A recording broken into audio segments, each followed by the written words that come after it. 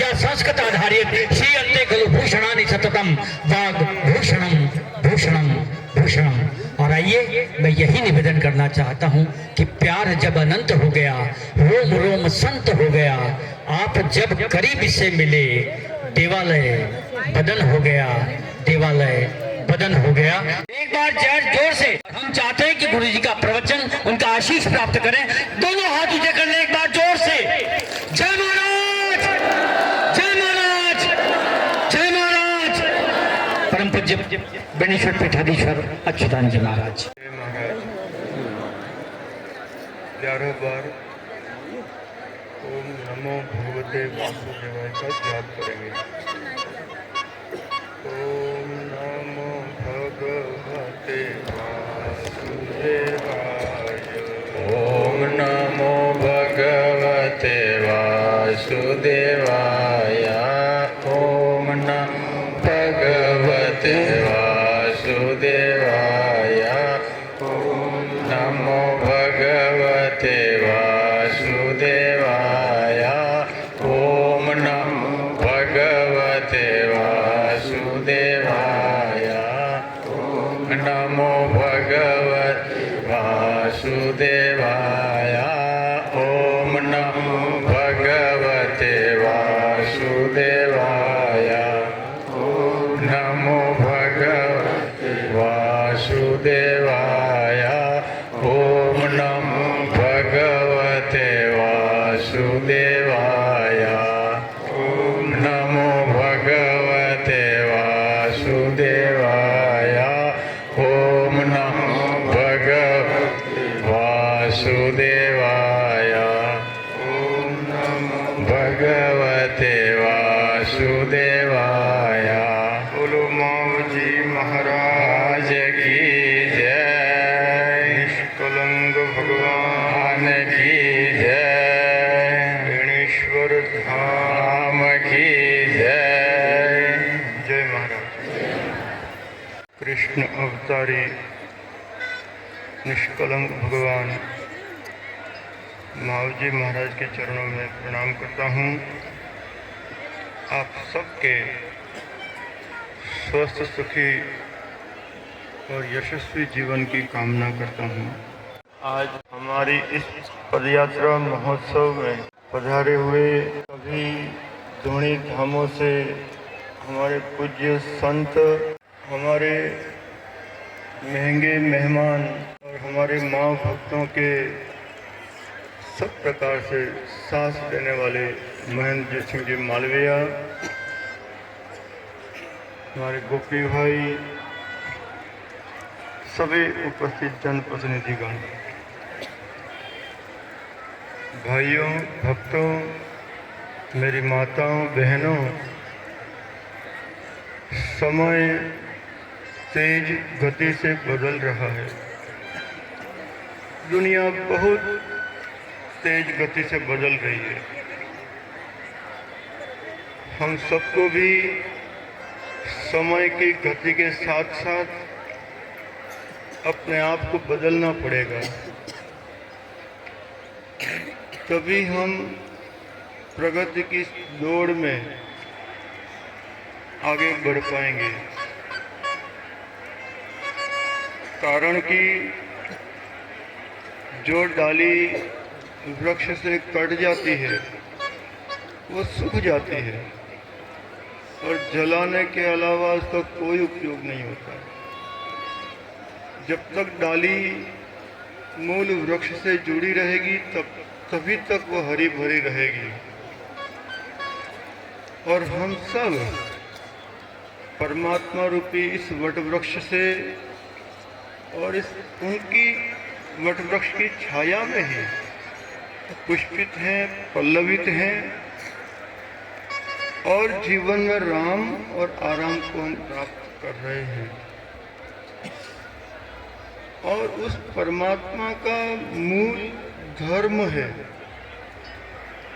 और धर्म क्या है? तो महापुरुषों ने कहा कि धर्म मतलब नीति से जीना, न्याय करना, अपने फर्ज को, अपने कर्तव्य को भूलना नहीं, सदाचरण के मार्ग पर आगे बढ़ते चले जाएं। यही धर्म है। जिस समय जो आपका रूप होता है उसमें आप सफल हो जाएं, चाहे नागरिक के रूप में हो, चाहे प्रजा के रूप में हो, चाहे राजा के रूप में हो, शिष्य के रूप में हो, गुरु के रूप में हो, पिता के रूप में हो, चाहे पुत्र के रूप में हो। हम अपने हर उत्तरदायित्व को, हम अपनी हर जिम्मेदारी को पूरी निष्ठा के साथ, लगन के साथ उस पर खरे उतरें। बस यही धर्म है। और जब धर्म हमारे जीवन से गायब हो जाता है तो कहते हैं कि धर्म एव हतो हन्ति धर्मो रक्षित रक्षितः तस्मात् धर्मो न हन्तव्यो मानो धर्मो हतोऽधीत्। धर्म रहेगा तो मैं रहूंगा, आप रहेंगे, हम सब रहेंगे। धर्म मतलब हम सबको जोड़ने वाला। कोई गरीब है, कोई अमीर है,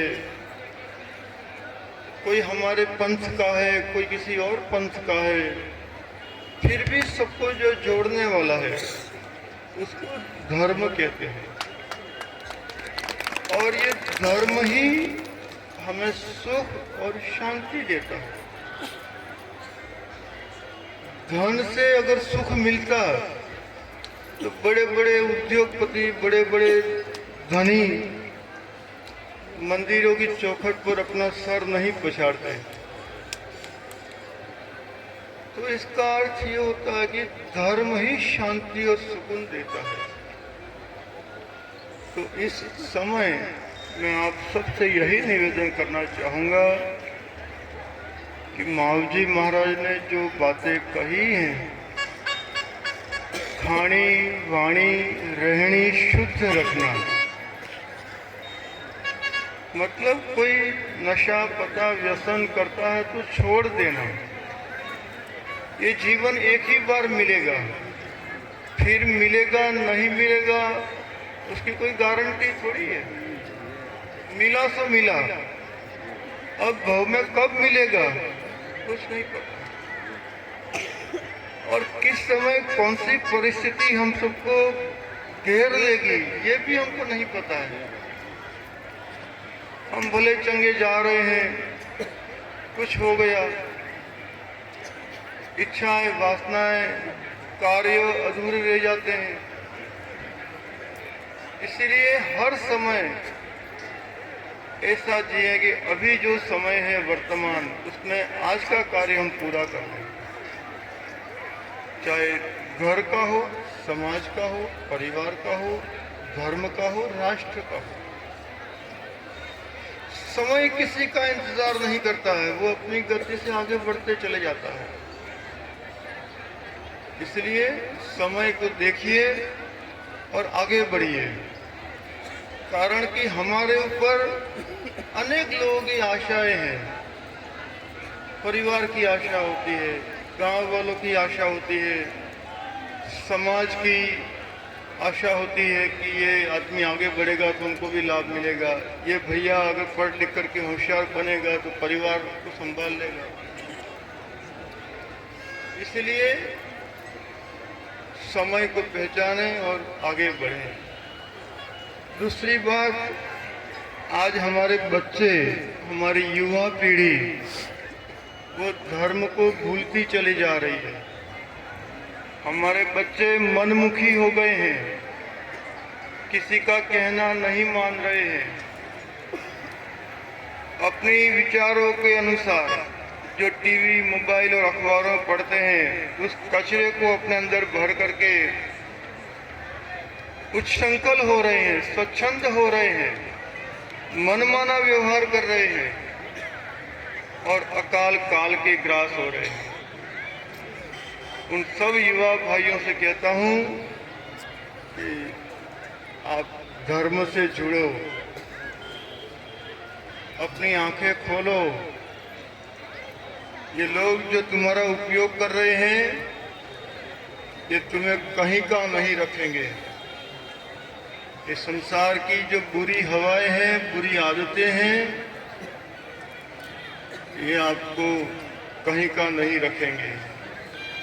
इसलिए मेरे युवा भाइयों, अपने माता पिता की चिंता करने वाले बनो, अपने गुरुओं की, अपने समाज की, अपने धर्म की, अपने क्षेत्र की चिंता करो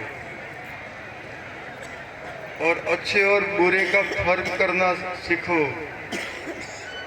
जो आपके मुंह के सामने अच्छी अच्छी बातें करें और फिर बाद में अपना स्वार्थ पूरा होने के बाद में आपको अंधकार में धकेल देते हैं, आपका समय नष्ट कर देते हैं और आप पिछड़ जाते हो, आपका परिवार दुखी हो जाता है। ऐसे लोगों से मेरे युवा भाइयों सब बचो। आज दुनिया बहुत आगे बढ़ गई है। आज विज्ञान का युग है। अब वो जाति पाति का युग नहीं रहा है। अब महावीर महाराज की वाणी आई है, सब एकाकार हो गया है। अब तो जो पढ़ेगा, लिखेगा, सोचेगा, समझेगा, वो आगे बढ़ेगा और जो मनमाना खाना पीना खाएगा, पिएगा, उछल कूद करेगा, वो अपना ही नहीं अपने परिवार का भी नाश कर बैठेगा। इसलिए अपने बच्चों को गलत संगत में जाने से रोको। ये बच्चे आपका वास्तविक धन है, वास्तविक संपदा है। अगर इनको बुरी लत लग गई तो ये खुद भी दुखी होंगे और रास्ते चल के सबको दुखी करेंगे।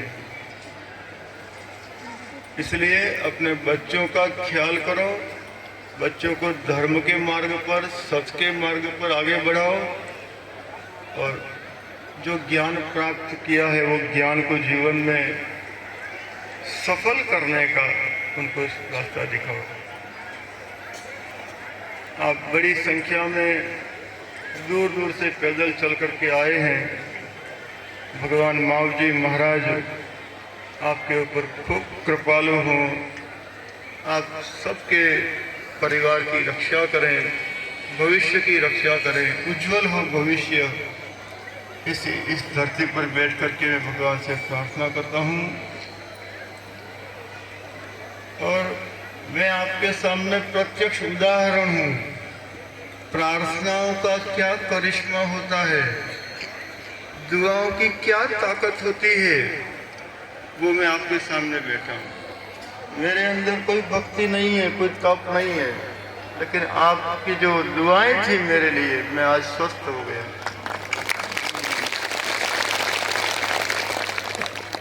मुझे मेरा जीवन अवसाद और घृणा और इस तरह से ग्रसित हो रहा था। क्या होगा, अंधकार आ गया था। मैंने क्या किया था? जहां तक समझ थी मैंने किसी का दिल नहीं दुखाया, कभी किसी का दिल नहीं दुखाया। लेकिन फिर भी मुझे कोई चोट लगी, लेकिन उस चोट में भी मुझे परमात्मा के दर्शन हुए और मैंने देखा कि देखो, मारने वाले से बचाने वाला बड़ा होता है। अगर वो बड़ा नहीं होता तो ये चोट यहाँ की जगह यहाँ माथे में लगती मेरे को, और गाड़ी की स्पीड और पत्थर की स्पीड डबल हो जाती और मैं आपके सामने आज नहीं होता। लेकिन ये दुआओं का, कहीं न कहीं प्रार्थनाओं का बल है, करिश्मा है कि आज मैं पुनः आप सबके दर्शन कर रहा हूँ, आपकी भक्ति का दर्शन कर रहा हूँ। इसलिए भाइयों, ये भक्ति का पुण्य प्रताप है, वो हमारी रक्षा करती है हजार संकटों से, हजार बाधाओं से, हजार विपत्तियों से। धन एक सीमा पर आकर के रुक जाता है। अब डॉक्टर ठीक कर देता है ऐसा नहीं है। जिस डॉक्टर ने मेरा इलाज किया वो डॉक्टर भी कहता है कि उसकी कृपा है। उसकी कृपा है। और डॉक्टर गिरीश आमलानी कहता है कि इतनी जल्दी रिकवरी आपकी हो गई, ये मेरे लिए आश्चर्य है। मैंने कहा डॉक्टर साहब मेरे लिए हजारों दुआएं हो रही है, मुझे पता है, और उन प्रार्थनाओं का बल मेरे साथ है, आप अपना कार्य करिए। तो मैं आपको ये कहना चाहता हूँ, भक्ति में बहुत शक्ति होती है। एक माँ आपके लिए प्रार्थना करती है भगवान से, एक मेरे बेटे की रक्षा करना, मेरे बेटे की रक्षा करना। वो दवाई के साथ दुआ जुड़ जाती है और करिश्मा हो जाता है, नया जन्म मिल जाता है। तो ये उदाहरण मैं अपना खुद का आपको प्रस्तुत करता हूँ। इसलिए ये मनुष्य जन्म मिला है, फिर कब मिलेगा किसी को नहीं पता है। इसलिए मिला सब मिला। अपने बच्चों को, युवा भाइयों को बुरी संगत से बचाइए और धर्म और शांति के मार्ग पर अग्रसर करिए। मैं रामलला के दर्शन करके आया अयोध्या जी के अंदर। मैंने देखा अनेक बड़ी बड़ी विभूतियाँ, अपन क्या चीज है, बड़े बड़े फिल्मी एक्टर, उद्योगपति वहाँ कतार में खड़े थे प्रभु के दर्शन करने। और मैं आपको सच कहता हूँ, वही रामलला आपके निष्कलंक भगवान यहाँ बैठे हैं, वही दशावतार है, वही कल्कि अवतार है, वही आलम राजा है, वही अलग धनी है। और एक दिन हमारा बेणेश्वर भी किसी अयोध्या से कम नहीं होगा, ये मैं वहां संकल्प करके आया। जरूर एक दिन जो अयोध्या जा रहे हैं यहाँ बेणेश्वर भी आएंगे। तो हम सबको एक रहना है, नेक रहना है, इतना मैं कह सकता हूँ। भगवान आप सब स्वस्थ रहो, सुखी रहो, आनंद करो। जय महाराज। जय महाराज।